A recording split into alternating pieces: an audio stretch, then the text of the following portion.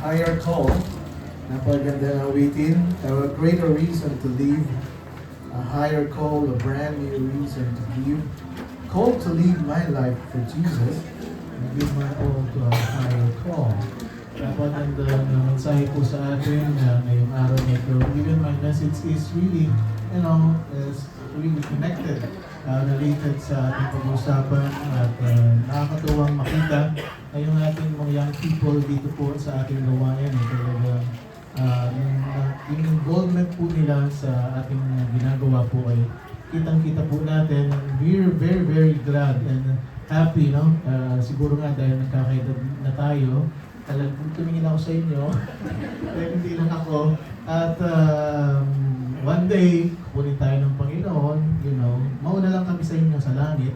At of course, yung mga singles natin dito, yung mga young people natin, nakakatuwa na si Zal at saka si Timothy ay they're starting really to, lead. Si Lanlan, sorry. Si Lanlan, kasi magkamukha. Si Lanlan, saka si Timo, sila yung nandun na, nagbibigay ng intro sa atin. Their young age, napagandang training po sa kanila ito. At we pray na wala man tayo dito sa mundo, ay sila po ay magpapatuloy, hindi man dito sa UAE, uwi ng Pilipinas, or where God will lead them, to be in that place, ay sila po ay magamit sa ating pagpipintura. And anyway, thank you very much for everybody who really prepare for today.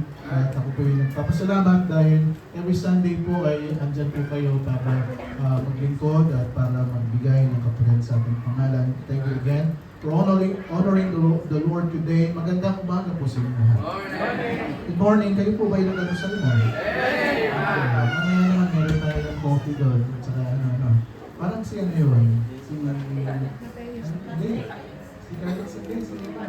Anak ni Ezra, si Mateo.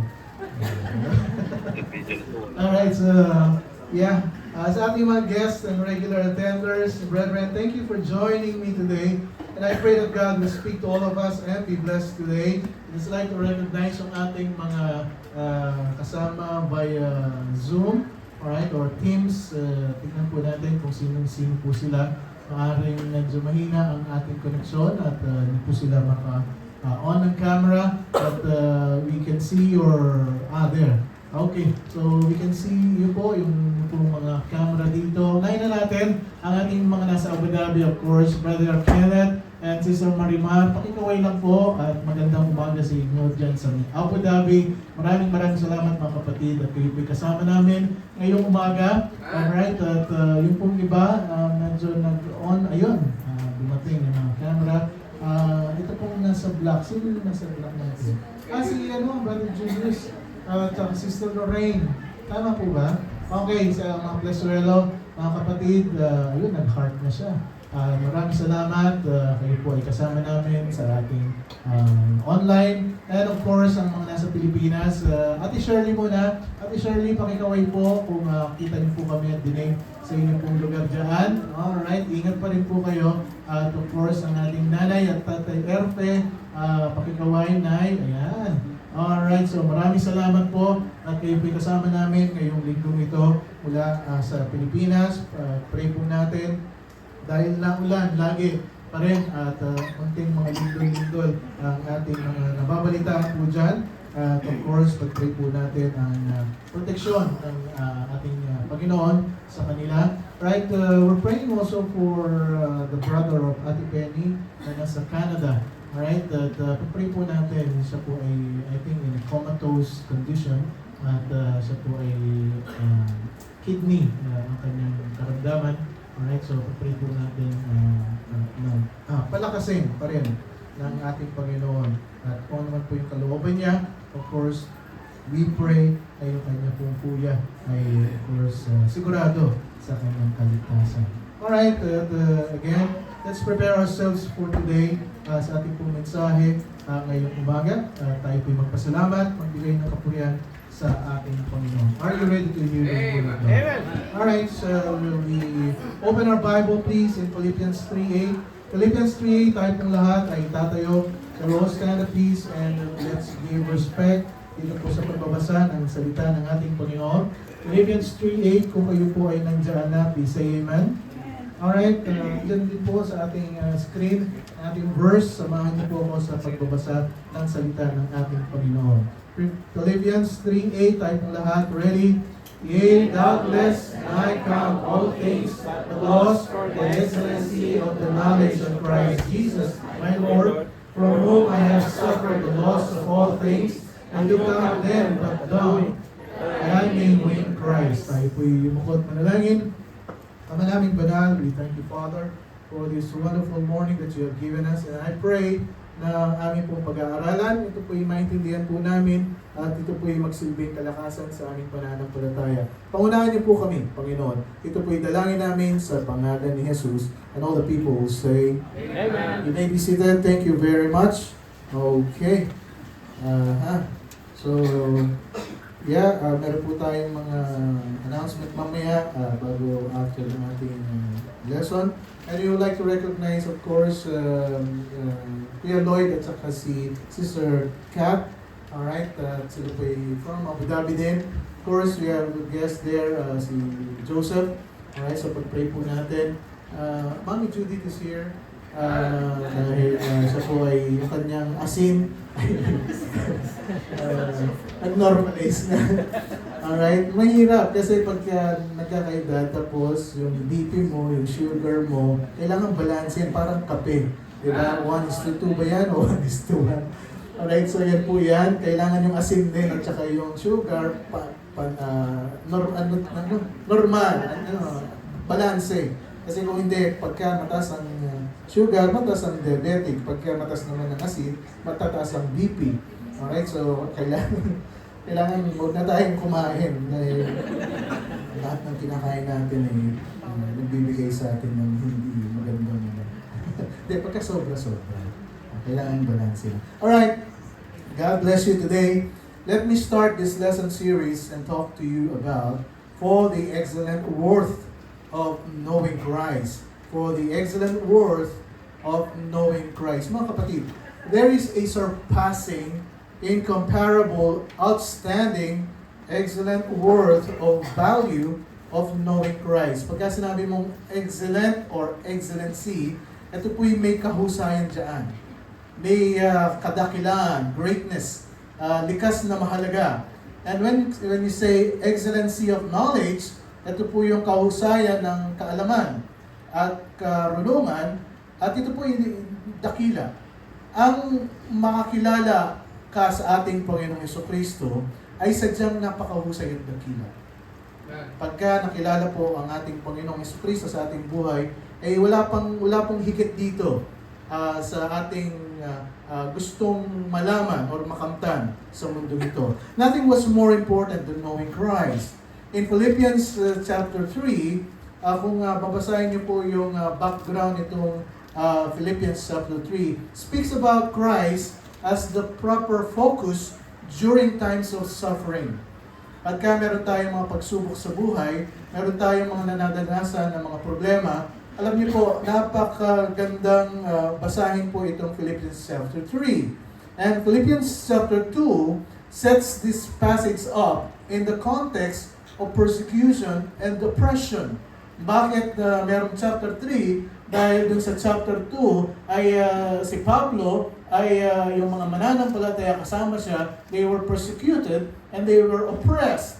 And dahil nga po sa pagbabahagi nila ng salita ng Panginoon. I would like to read to you Philippians chapter 3 verses 8 to 11 para nang sa ganun po ay makuha natin yung ating pinaka-context dito sa ating pag-aaralan ngayong umaga nito.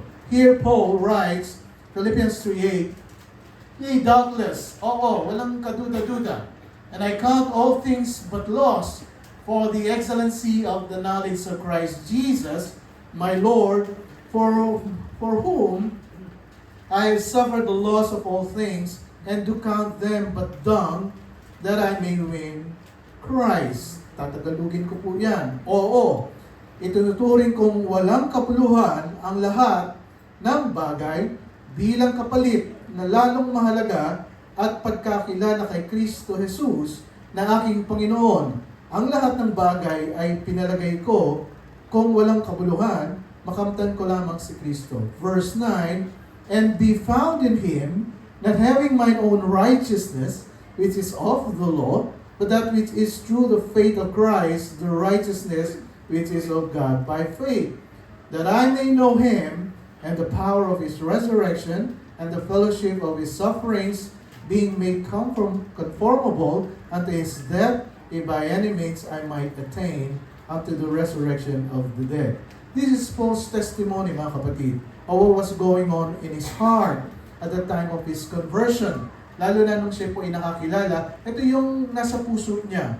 And before we look specifically at it, let me remind you, one of the greatest statements that ever fell from the lips of the Lord Jesus Christ, recorded in a number of places for us in the Gospel by the Holy Spirit, ay ito pong nasa Matthew 16:25. Anong sabi niya? For whosoever will save his life shall lose it. And whosoever will lose his life for my sake shall find it. Now Jesus here was talking about an exchange. Merong pagkakaadili. Meron tayong pagpapalit. He was talking about losing something to gain something. Merong mawawala sa atin para magkaroon tayo nito. What he said was that in order for you to gain, you would have to lose your life. Kailangan po natin unawain yun. Now, if you want to gain your soul, it will cost your life. If you desire to save your life, it will cost you your soul. In other words, mga kapatid, if you hold on to things that you are precious, yung mga bagay na talagang pinapangalagaan mo sa buhay, and reject the things that to God are precious, it will cost you eternal soul. Mas mahalaga po kung ano po yung sinasabi ng ating Panginoon kaysa po kung ano po yung pagkakaintindi natin. That's the exchange. Merong pagkakapalit, merong pagkahalili. And Jesus said, for what is a man profited? Ano ba ang pakinabang ng isang tao? If he shall gain the whole world. So sabi niya, nakuha mo ang buong mundo. And, anong sabi niya? Lose your own soul. Anong pakinabang? Nakuha mo man lahat ng mga bagay-bagay dito sa mundo ito, pero yung kaluluwa mo nawala naman. Or what shall a man give in exchange for his own? Ano naman ang kapalit na kung saan ay pwede mong ipalit ang iyong kaluluwa sa isang bagay? That's a very significant spiritual principle here. An exchange in salvation. There is an exchange of all that I am for all that Christ is. There is an exchange of all my religious activities, ceremonies, and righteous works for the person of the Lord Jesus Christ. Mga kapatid, there is a sense in which I may have spent all my life in religious achievements. Makuha ko man ang lahat ng bagay sa mundong ito, but I have to lose it all in order to gain Christ. Ito po yung sinasabi ni Pablo, whatever it is that I have spent my life accumulating, even if I gain the whole world, it will mean nothing if I lose or if I lost Christ. So I will exchange it all for Him. Ito po yung sinasabi ni Pablo. Tapos ito yung pagpapalit ko dahil kay Kristo. That's what Jesus is saying also. The wise person looks at everything in life, measure it against the value of the loss of his eternal soul, and says, it is not worth it. Ito yung isang mas talinong tao na sinukat niya lahat ng mga nakanta niya sa mundong ito at mga na-achieve niya sa mundong ito. Pero nung nasukat niya, sabi niya, it's not worth it. I will give this up to gain my eternal soul. Pagpapalit ko pa rin ang itong mga bagay na aking nakamtan sa kaluluwang meron ako. Si mga kapatid, the person who comes to God, ang isang tao lumalapit sa ating Diyos, is the person who is willing to pay. Nakahanda ka na kung saan ay magbayad whatever God requires. Whatever the price. Ano man ang presyo niyan. Ano man yung cost po niyan. The person willing to abandon everything just for Christ. May dalawang parabola po dito in Matthew 13. The man who found the treasure and sold everything, and the man who found the pearl and sold everything. Tingnan natin in Matthew 13:44. This is the parable of the hidden treasure. Kung saan ay may nakatagong yaman po dito. Again, the kingdom of heaven is like unto treasure hid in a field. Isang kayamanan na naitago sa isang lugar. The which, when a man had found it, nung nakita niya, he hid it. And for joy, thereof goeth and selleth all that he had and buyeth that field.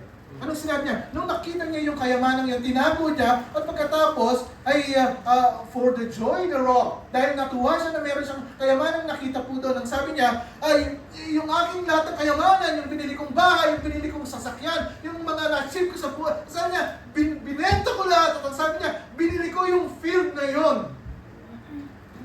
The parable of the pearl of great value is similar to this parable also, Matthew 13:45. Again, the kingdom of heaven is like unto a merchant man.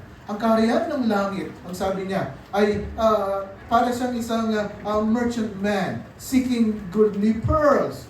Who when he had found one pearl of great price, isang perlas lang po ito, of great price, went and sold all that he had and bought it. Sabi niya, lahat ng meron ako, pinagpalit ko. Para lang mabili ko yung field na ito. Para lang mabili ko yung pearl na ito. At ang sabi niya dito, ito pong mga parabolong ito, the treasure here, mga kapatid, is the Lord Jesus Christ. Amen. The pearl here is the Lord Jesus Christ. And salvation comes with Him. Mga kapatid, the man who found the treasure said, this is worth more than anything I possess. Ang kaligtasan pinagkaloob sa akin ng aking tagapagligtas ay higit pa dun sa mga meron ako ngayon. I'll get rid of all of that just to take this.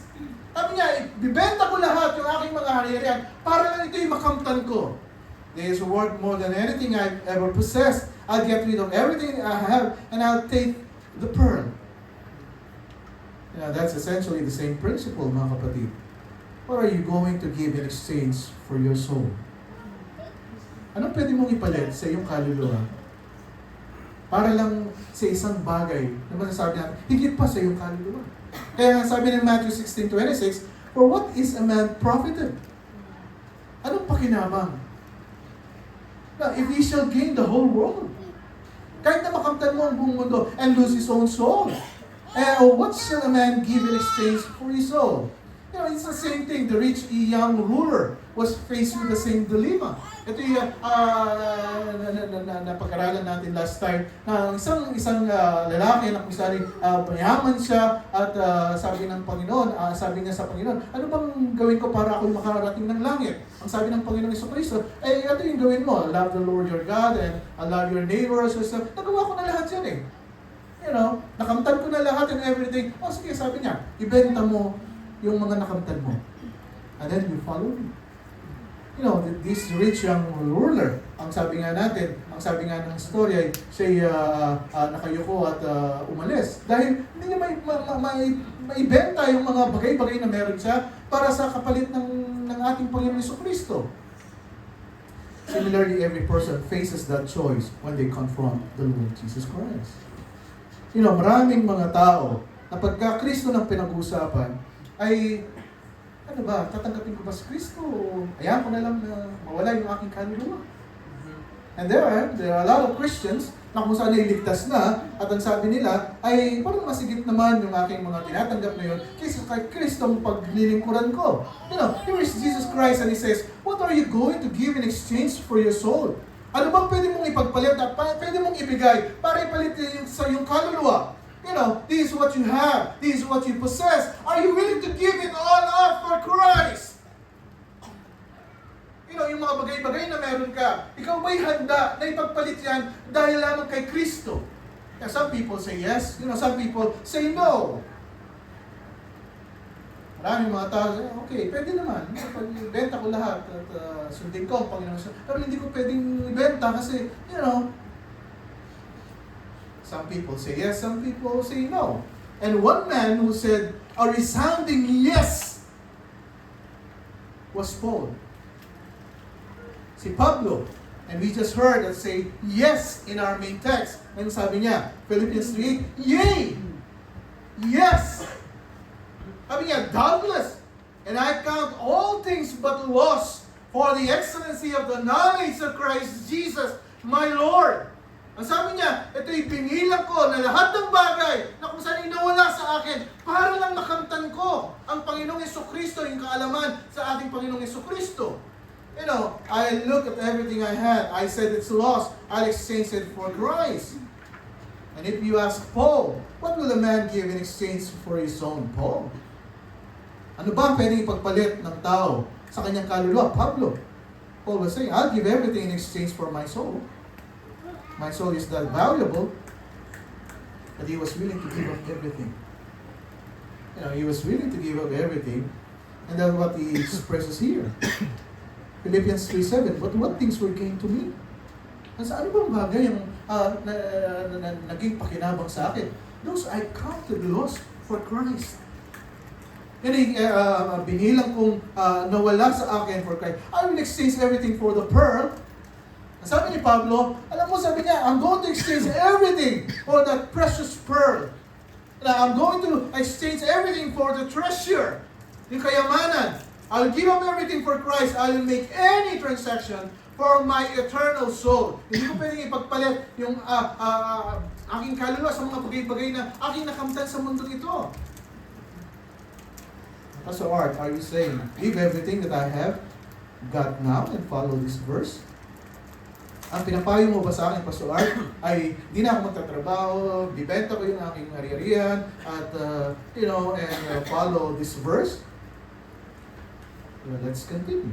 Para mas maintindihan po natin ang ating pinag-aaralan. Ano po? Kasi paglabas natin dito, nag-resign kayo sa trabaho. Binenta nyo yung sasakyan nyo, binenta nyo yung mga ari-arian nyo. O pagkatapos sabihin nyo, ituro nyo. Si Pastor Art kasi, ganun ang preaching. Di ba? Turo kasi yan ni Pastor Art. Aralin po natin maigi, at unawain. And so what we want to see here for a moment, the great conversion of Paul. Para mas maintindihan natin bakit ganun ang pananalita ni Pablo, ay tingnan po natin kung ano ang nangyari kay Pablo nung siya po ay nakakilala sa ating Panginoong Jesucristo. Acts 9. Luke records the observable record of Paul's conversion here. Acts 9:1. Sabi niya, and Saul, pangalan pa nga noon, nung hindi pa siya ligtas, ay Saul. Yet breathing out threatenings and slaughter against the disciples of the Lord went unto the high priest. Alam niyo po, itong si Pablo, kung titingnan niyo po ang buhay niya doon, ay isang mamamatay tao. Hindi lang mamamatay tao, kundi siya po yung pumapatay sa mga Kristiyano noong panahon po niya. At ang pangalan niya ay Saul. At siya po ay talagang nalalagutan ng hininga. Tama bang tawag? Breathing out. Ubusan siya ng hininga. At talagang iniisa-isa niya, ito, si Juliet, patay natin ito. Kasi tapat niya sa Panginoon. Si Robert, yan. Nabulin natin yung sasakyan niya. Ganon. Tapos, itong lahat ng ito, ganon po siya. At wala siyang sinasanto. Ano po? In Acts chapter 9, verse 2, and disheartened him letters to Damascus, to the synagogue. Sabi niya, siya parang pumunta sa kongreso at sabi niya, bigyan mo ako ng authority, Congress, Senate, at papapatayin ko itong lahat ng ito, magmula kay nanay hanggang sa kay Aaron, lahat ng ito, ipapatayin ko. Bigyan mo ako ng letter. And desired for him letters to Damascus, to the synagogues, at sabi niya, papasok sa mga churches, papasok sa mga sinagoga, that if he found any of this way, whether you were men or women, he might bring them bound unto Jerusalem. At ang sabi niya, pag kami nakita akong naglilingkod kay Kristo, sabi niya, napali kayo, ikukulong namin kayo sa Jerusalem. And up to this point, he has counted all of his religion as prophet. Alam mo, pagka ginagawa ko ito, sabi niya, talagang parang kilalang-kilala ako, and ayaw mo Kristo yan, and that's why I'm killing Christians. Kaya ako'y pumapatay. Sabi niya, all of his religious achievements, assets against Christ's liability. You know, we got to get rid of Christ. At ang kanyang plano sa buhay, yung mga Kristiyano, get rid of all these Christians. You know, get rid of Christ. We got to get rid of Christianity. Para wala nang mga Kristiyano, we got to get rid of Christian. So Paul went and got authority to go and kill Christian. Binigyan siya ng sulat ng Senado at ang Kongreso. Di ba? Chair, person, Mr. Chair. Ito na yung sulat mo. You know, so Paul went out and got authority to go and kill Christians. But now, as he go to kill Christians, now he meets the Lord Jesus Christ. Sabi ko sa inyo, look, in recording, this particular incident does not tell us anything about what was going on inside the Paul. You know, pero nagpakita ang Panginoon at Acts 9 verse 3, and as he journeyed, he came near Damascus, and suddenly there shined round about him a light from heaven. Nung papunta na siya ng Damascus, ready to kill the Christians, merong isang near Damascus, suddenly merong isang liwanag from heaven. Nakita niya, anong nangyari sa kanya? Acts 9:4, ha? And he fell to the earth. Nung lumiwanag from heaven, nakita niya yon, he fell to the earth and heard a voice saying unto him, Saul, Saul, Saul, Saul, why persecutest thou me? Bakit mo ba ako, ano ba persecute sa Tagalog? Inaligtas ka? Inuusig, yes. Sabi niya, bakit mo ako inuusig? You know, and he said, who art thou? Lord! Dito pa lang, nagtatanong pa lang siya, sino ka? Panginoon! Sabi niya, who art thou, Lord? And the Lord said, you know, I am Jesus, whom thou persecutest. You know, it's hard for thee to kick against the pricks. Sabi niya, napakahirap naman na isang matulis ay sinisipa mo pa. Kasi masasaktan ka dyan. Ang sabi niya, now here you have on Damascus Road, the Apostle Paul is confronted with Christ. And he trembling. Nanginginig siya. Nung nakita niya yung liwanag nito, nanginginig siya. Ang sabi niya, Panginoon, anong gusto mong gawin ko? Nanginginig siya, and astonished said, Lord, what wilt thou have me to do? Ano bang gusto mong gawin ko, Panginoon? And the Lord said unto him, arise and go into the city. Sabi niya, pumunta kayo sa isang syudad. And he shall be told what thou must do. At sasabihin sa iyo kung anong gagawin mo. And the men which journeyed with him stood speechless. Ang sabi niya, hindi sila makapagsalita, hearing a voice but seeing no man. Nakarinig sila ng boses, pero wala naman silang nakikitang tao. And Saul arose from the earth. And when his eyes were opened, he saw no man. But they led him by the hand and brought him into Damascus. And he was 3 days there without sight, neither did eat nor drink. You know, Saul is praying. He's praying, verse 11. He's communing with God. Abang 3 days siyang walang nakikita, walang pagkain, walang tubig, sabi niya. And there was a certain disciple at Damascus named Ananias. Ananias, and to him said the Lord in a vision, Ananias, sabi ng Panginoon. He said, behold, I am here, Lord.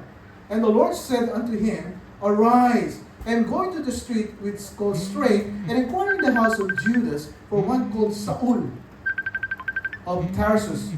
For behold, he prayed. Diyan mo from mamamatay tao, di ba? Ilang araw pa lang, na kung saan ay natagpo niya ang Panginoon Hesus, nananalangin na siya. He prayed. Natuto siyang manalangin. Nung siya po ay hindi paligtas, hindi naman siya marunong manalangin eh. Bigyan niyo ako ng letter para, patayin ko yung mga Kristiyano. Wala siyang ganun kalam-ala. Pero nung nakakilala siya, he prayed. Siya'y nanalangin. And Acts 9:15, but the Lord said unto him, go thy way, for he is a chosen vessel unto me. Ang sabi ng Panginoon kay Ananias, punta ka sa kanya. Dahil siya ay pinili ko, a chosen vessel unto me, to bear my name before the Gentiles and kings and children of Israel. Sabi niya, magiging patotoo siya sa mga hentil, tayong mga hentil. Kaya nga po nakarating sa atin yung gospel dahil kay Pablo. Kung wala si Pablo, paano makakaranas? Siya po yung hiniran ng Panginoon to bear my name before the Gentiles and kings and the children of Israel. He's proclaiming Jesus everywhere. In verse 20, and straightway, ang sabi niya, he preached Christ in the synagogues that he is the Son of God. Kung tingnan niyo pong maigi naman po, yung conversion ni Pablo po dito, really amazing. It is, but still does not ever say anything about what he was thinking or what was going on in his mind. Wala pa rin sinasabi dito kung ano yung nararamdaman ni Pablo o naisip niya, kung hindi ginawa niya, kung ano po yung pinapagawa sa kanya ng Panginoon. But the proof of this account is in Acts chapter 9 also, na kung saan ay merong external observable na nangyari, pero makita mo yung internal response na nangyari kay Pablo. Sige mga kapatid, this is what was going on his heart when he ran into Christ. Pagka totoong ligtas ka, it's not about external. It's about internal, mga kapatid. Nung tinanggap mo si Kristo sa puso mo bilang sarili mong Diyos tagapagligtas, mayroong nangyari sa iyo sa loob, pagbabago. Bago pa lang siya nakipagkita kay Ananias, natuto na siyang mag-pray. Internally, pagkaligtas ka, alam mo na merong pagbabago sa iyo. Tama po ba? It's not about external, mga kapatid. Kasi there are a lot of Christians, sabi nila, show this one para masabi akong ako'y Kristiyano. Gagawin ko to kasi para masabi akong Kristiyano, para may pakita ko sa kanila na ako'y, isang taong banal na, that I know God and everything. But again, mga kapatid, it's not about external, it's about internal. Nung bang nakipag-usap siya sa ating Panginoon, did he understand who Christ claimed to be? Di ba? Ang alam lang niya, yes, that's why I'm killing Christians. Kasi ang pagkakilala niya kay Kristo ay iba. He understood clearly who he claimed to be. Itong Kristo na ito ay gumagawa lang ng maraming grupo at, sinisira niya yung paniniwala ng mga Hudyo at ginagawa niyang panibagong doktrina. Diba? He claimed to be the Messiah. Yeah, okay, naririnig ko na siya yung Messiah. Sabi ni Pablo, he claimed to die as a sacrifice for sin. He claimed to rise from the dead. Alam niya lahat po ito. He knew the facts. Alam niya lahat ng mga naririnig niya. He also knew what Christians preach. Alam niya kung paano nagpipreach yung mga Baptist. Alam niya kung paano nagsiserve ang mga Baptist. Alam niya lahat po ito. Matalino ito si Pablo. He knew Christians preach a gospel of grace, not a gospel of law. And that was something he thought it was a heresy also. That's what he understood who Christ was. Maaaring dahil siya laki sa Judaism, he understood kung sino yung Kristo. He understood the facts of his life. Siya ay galing Bethlehem at siya ay lumaki doon and everything. Siya ay karpintero. He also understood the facts of the gospel that were being preached by Christians. That's why ang ginagawa niya, he persecuted Christians because he thought it was heresy. Dahil sa isip niya, he would have persecuted the heresy that he did not understand. So Paul understood it. He knew about Christ and he knew the gospel. Pero anong pinagkaiba? What was the difference than being confronted with Christ, isn't it? Maraming tao na alam nila na may Kristo, alam nila na may tagapagligtas, alam nila na ito ang Messiah, alam nila lahat yun. Pero what's the difference? Pagka ikaw kinumpronta ng Panginoong Jesucristo. When one on the Damascus, Jesus stopped him in his tracks. Sabi niya, stop, Pablo. He was confronted by Christ and the Holy Spirit began to illuminate his hard heart. At yung kanyang matigas na puso. Ang sabi niya, there is a light from heaven shine. Nagliwanag. And take the seal of his understanding. Tinanggal niya yung kanyang pangunawa and he began to consider Christ for the first time in his life. tinanggal niya yung kanyang unawa, tinanggal niya kung anong mga bagay-bagay na meron siya. At ang sabi niya, he began to consider Christ when he was confronted by Christ. Please, mga kapatid, note this, salvation is a sovereign act of God. Ang kaligtasan po, gawain ng Panginoon. Sabihin, hindi natin pwedeng gawin yung mga bagay-bagay para sabihin natin, Panginoon, ililigtas mo ako dahil mabuti akong tao. Dahil every Sunday, nagsisimba naman ako. Kahit nga ako'y nasa church na, ako'y pinapakita ko na ako'y isang banal na tao, at ako'y tumutulong, at ako'y hindi na memorization ng aking kapwa. Siguro, Panginoon, pagka nawala ako sa mundo ito, ay pupunta ako ng langit. Pero ang kaligtasan ko'y gawa po ito ng Diyos. And He invades the sinner's darkness, gives him light, and saves him. Yung kadiliman na nasa puso ng isang tao, nasabi niya, there is a light shine from heaven. Naliwanagan siya. Salvation, take note mga kapatid, does not annihilate or obliterate or destroy or bypass human faculties. In fact, it stimulates human faculties. Pagka naligtas ka, alam mo, magigising ka. Magigising ka. Ginigising ka. Gigisingin tayo ng pagkatao natin pagka nakilala mo si Kristo. Kaya nga tayo mga Kristiyano, ay gising lagi. Amen. Praise God. Alam niyo na kagad kung ano sasabihin ko. Diba? Dito tulog-tulog po yan. Praise God. Kasi nung tayo po'y niligtas ng Panginoon, ginising tayo sa tulog nating kamalayan. And so what you have in Philippians chapter 3, is the record of what was going on in Paul's mind and emotion, and will on the inside as these days in Damascus were passing. Na-experience niya. He had always put all his confidence in the flesh. Sa kanyang buhay, depende po lahat ng kanyang ginagawa sa kanyang laman, sa kanyang katalinuhan.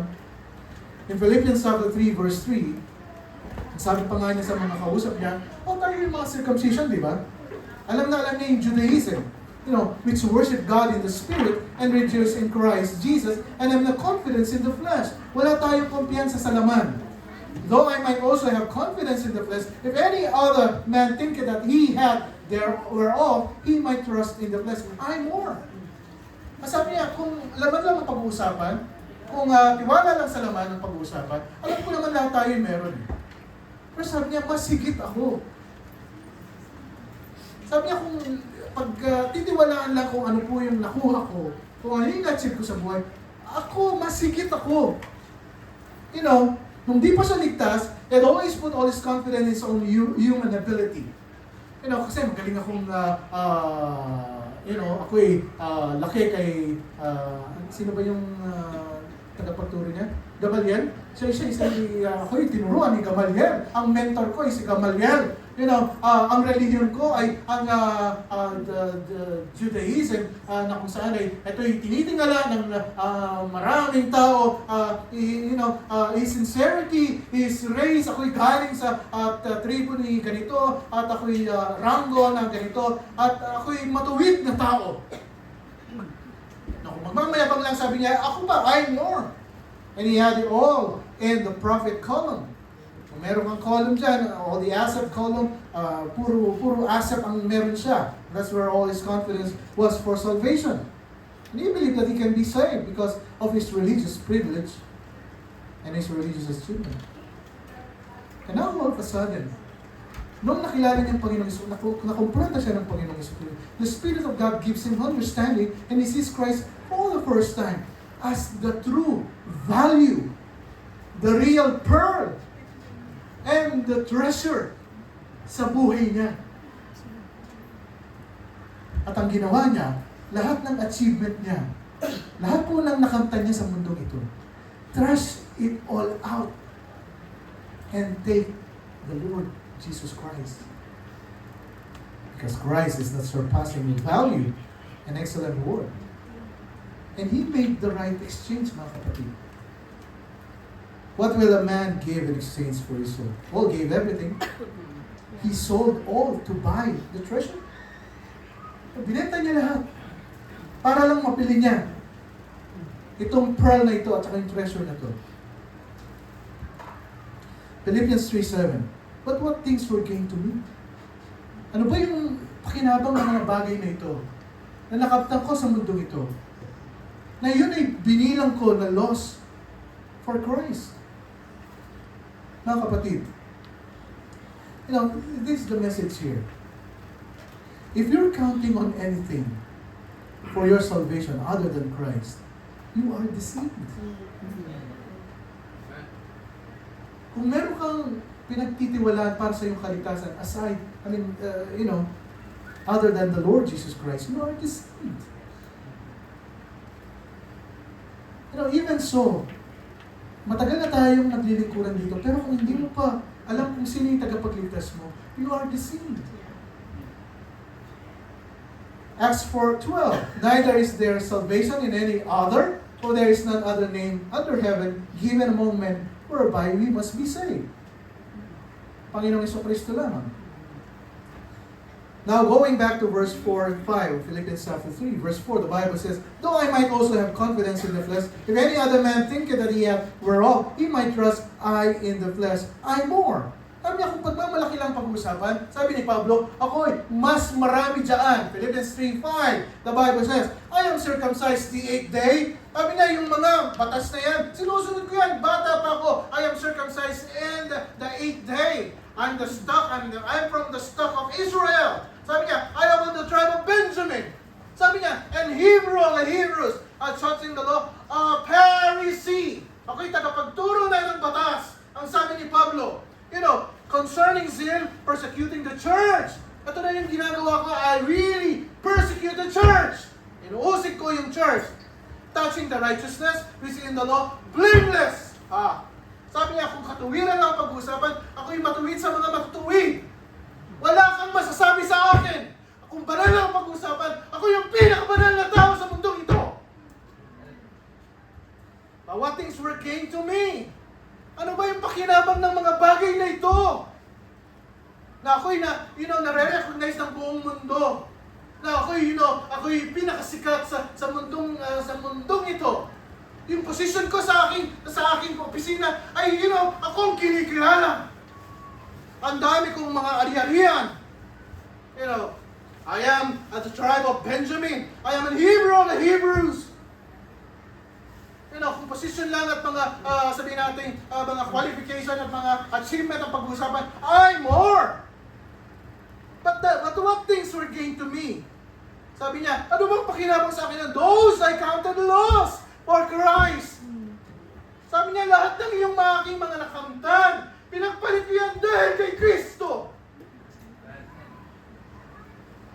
Yea, doubtless, walang kaduda-duda, hindi ako nagdalawang salita, hindi ako nagdalawang isip. Sabi niya, ako'y talagang focused, and I count all things but loss for the excellency of the knowledge of Christ Jesus my Lord. Alam niyo po ba ang sitwasyon nila po dito? Ay talagang pinapersecute sila, ino-oppress sila.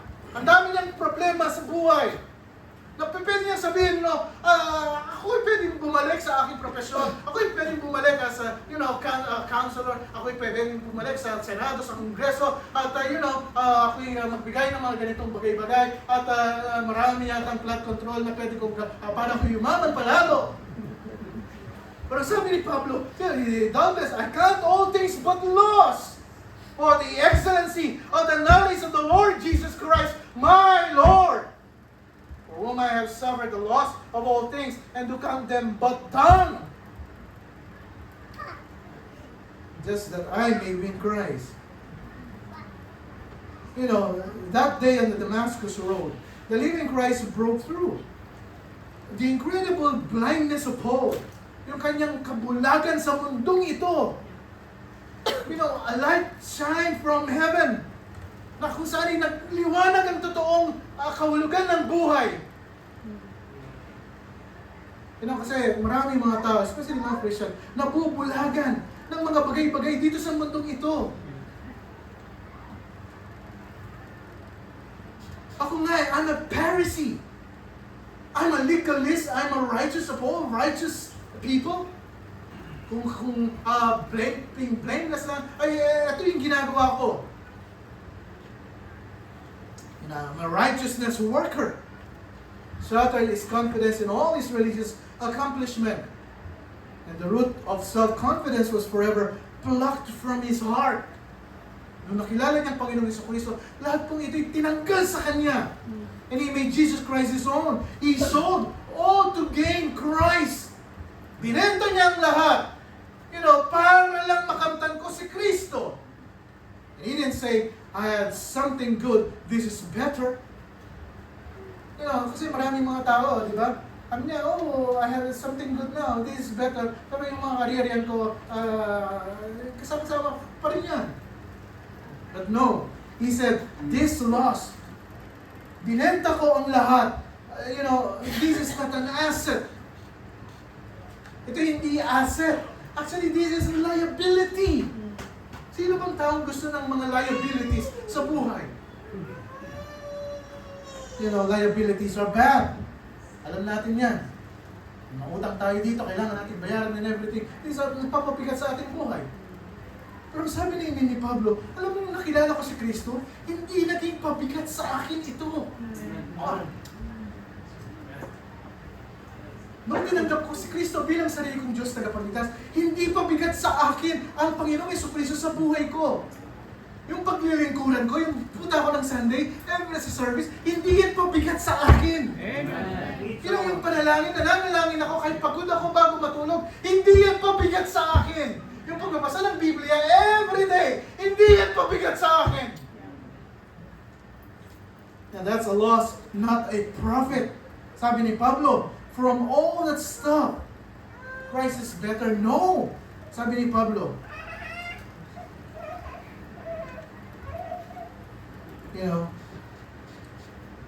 liability. Ito yung circumcised ka, 8th day. Being a Jew is a liability. Tribe of Benjamin, Hebrews of the Hebrews. Being religious, it's a liability. Being zealous. Then sabi ng liability, it is bad. Di ba? Parang napipilitan ka na ba? The hardest person to reach in the world for Christ is the person who is religious. Napakahirap kausapin ng mga tao, especially yung mga taong religyoso. Sadly, there are Christians. There are Christians, they are religious more than, being with the true faith na tinuturo ang Biblia. Minsan, tayo po, dinadala po natin yung pagkareliyoso natin sa pananampalatayang meron tayo. And the more religious they are, the more sincere they are, the more stuck in tradition they are, the more ceremonial they are, the harder they are to reach. Bakit? Kasi mas mahalaga pa yung ginagawa nating own effort natin kaysa sa ginagawa ng Panginoon sa buhay natin. Tama? Kasi maraming tao nakikipag-compete sa ating Panginoon. Hindi nga eh. Because all their confidence is in that stuff. Pagka kasi hindi ko ginawa to, hindi ako pagpapalayan ng Panginoon. Pagka hindi ko ginawa to, kasi iba yung tingin nila sa akin. Kasi pagka hindi ko ginawa ito, mas pinag-iisipan pa nila kung ano yung sasabihin ng ibang tao kaysa sasabihin ng Diyos sa kanila. Paul says that it's not just good and that it is better. It is bad. Ito yung mga liabilities that is bad because religion damns the soul. Talagang mapipilitan ka. Paul's religions deceive the mind and damns the soul. So Paul said, when I saw the truth, sabi niya, nung nakakilala ko sa Panginoong Jesucristo, that all of that wasn't good, it was bad, it was damning myself, it was a false assurance, a false hope, a false salvation. I thrust it all out. And I took Christ. Sabi niya sa buhay ko, kinilala ko ng lubusan ng Panginoon Hesus Kristo. Binenta ko lahat. Pero ang Panginoong Hesus Kristo, talagang kinilala ko siya sa buhay ko. Nothing compares, mga kapatid, in knowing Christ. Pagka nakilala mo siya sa buhay mo, sabi ko nga po sa inyo, ano man ang inaharap sa iyo ng mga taong nakapaligid sa iyo, ayaw, malalagpasan mo yan. Kasi alam mo kung sino yung pinagtitiwalaan mo. What did Paul gain? Nung kinuha ng Panginoon ni Pablo, si Kristo sa buhay niya, anong pakinabang? Anong nangyari sa akin nung tinanggap ko at binenta kong lahat at I took Christ in my life? 5 things he gained. 5 things that you gain when you come to Christ. There is this knowledge, the righteousness, power, fellowship, and glory. I'll start with the knowledge of Jesus Christ very briefly for today. Very briefly. The knowledge of Jesus Christ. Ang kaalaman ng Panginoong Jesucristo.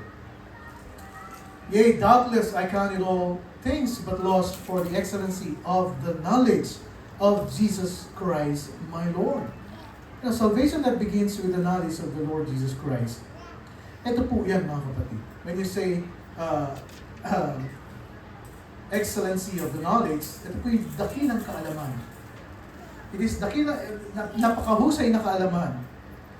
The word knowledge in the Bible denotes the understanding. You understand it. Pagka-Kristiyano ka, napakahalaga po nitong salitang understand. Naintindihan mo lahat ng ginagawa mo sa iyong pananampalataya. You know why you are serving God. You understand it. You understand why you are listening to the Word of God. You know it well. You understand it. Walang pumipilit sa'yo. You give your life, you give yourself willingly to the Lord. Hindi ka napipilitan. Hindi ka napipilitan gumising. Hindi ka napipilitan maglingkod sa Panginoon. This knowledge is understanding. There is a recognition. You recognize what you are doing. There is an acknowledgement. Kumbaga, aware ka ba? Pupunta ako sa church ngayon kasi I'm going to bring back all the glory to my Savior. Amen. Pupunta ako sa church kasi magpapasalamat ako sa Panginoon the whole week round na binigay niya sa akin. Amen. Pupunta ako ng church kasi meron man akong problema. Gusto ko maging pagpapala ako sa maraming mga kapatiran na nandito. You understand well. Many times in Scripture, knowledge carries the idea of a deeper appreciation of something or a relationship with someone. And the Bible is clear here. The knowledge of God is the most valuable knowledge a human being can possess. Kung kaalaman ng pag-uusapan po natin mga kapatid, kaalaman sa iyong profesyon, kaalaman sa pamilya, kaalaman kahit na anong bagay sa iyong buhay. Ngayon, marami na tayong kaalaman dahil sa AI. Hindutin mo lang yung salitang, di ba? Lalabas yung mga information. Dati, nahihirapan pa tayong gumawa ng sentence, di ba? Ng paragraph. Anong ginagawa natin sa panahon natin? Pupunta pa tayo sa National Library sa Maynila para lang mag-research, para magbigay ng ito, para makuha mo. Ngayon, isang pindot na lang, AI. Lalabas na lahat yan. Di ba? Ganun na kabilis. Pero sabi nga ng ating pinag-aaralan, the Bible is very clear here. The knowledge of God is the most valuable knowledge a human being can possess. And it's not your achievement, it's not anything that you know, it is the knowledge of God. It's the knowledge of God. It's the knowledge of God. It's also clear that simply being aware of God's existence is not sufficient. Tulad ng sinabi ko sa inyo, it's not what you know about the Lord Jesus Christ.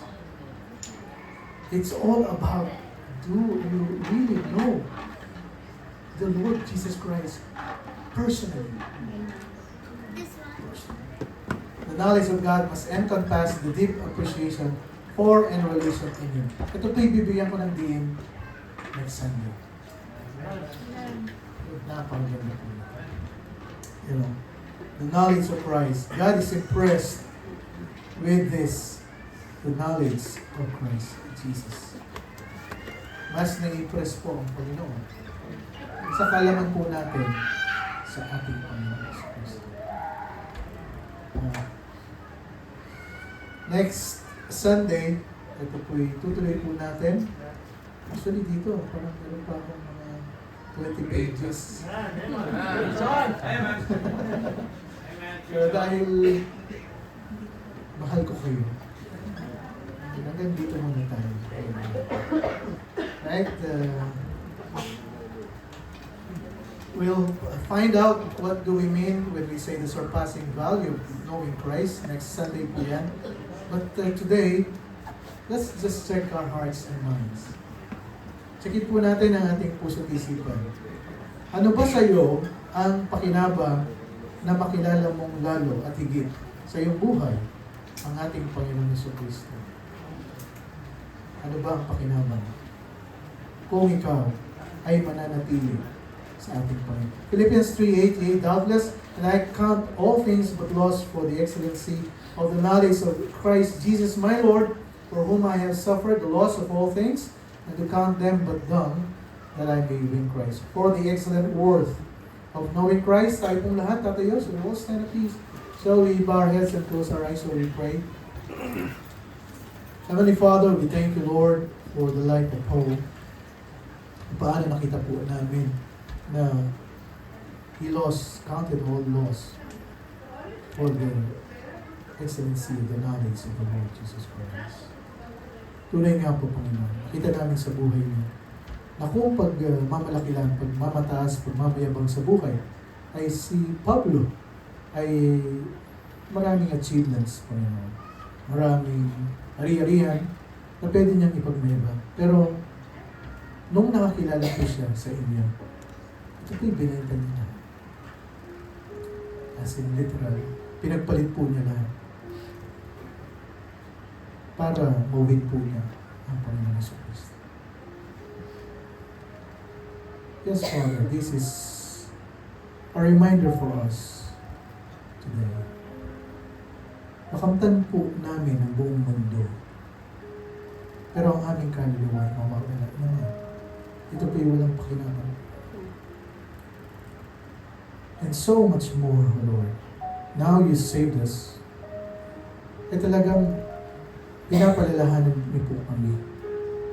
Na yung mga bagay na meron po kami dito, ito po'y hindi mananatili. Ngunit, ang paggawa ng iyong kalooban ay mananatili magpakailanman. You're showing us today, Lord, what is the most valuable knowledge here that we can get in this world. It is the knowledge of the Lord Jesus Christ. Ito po'y simula pa lamang ng aming pag-aaral. As we go on, we will understand more. What is this knowledge of Jesus Christ? Kapatid, God has spoken to your heart. Why don't you speak to God? And talk to Him. Pray. For all of us here, what is the benefit of fully knowing Christ in your life? Ano bang pakinabang? What are the things that you need to consider loss for the excellency of knowing Christ? Beloved brethren, this is a precious moment. Why not check our hearts? Search it. Tell God, Panginoon, create in me a clean heart. I surrender everything to you. Nothing really compares with Christ, mga kapatid.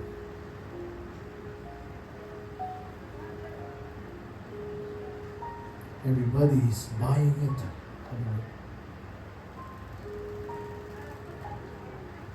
But Paul says, I continue to sell everything for the pearl. Sell everything for the treasure. Just to win Christ. Kapatid, if that's the desire of your heart, You tell God, Panginoon, I'll to Christ. I'll search my heart. I'll search my heart. Sabi pong bisita, mga bisita, meron pong lalapit po sa inyo, mga kapatid namin sa pananampalataya, kayo mananalangin, you go to open your heart to the Lord Jesus. You repent and receive Him as your Lord and Savior.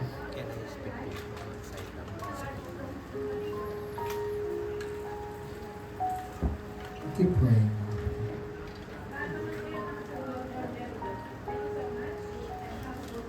What are the things you're ready to lose for the excellency of knowing Christ? Speak to God. Kausapin mo siya. Shall we find a partner? Tayo po'y mananalangin sa bawat isa.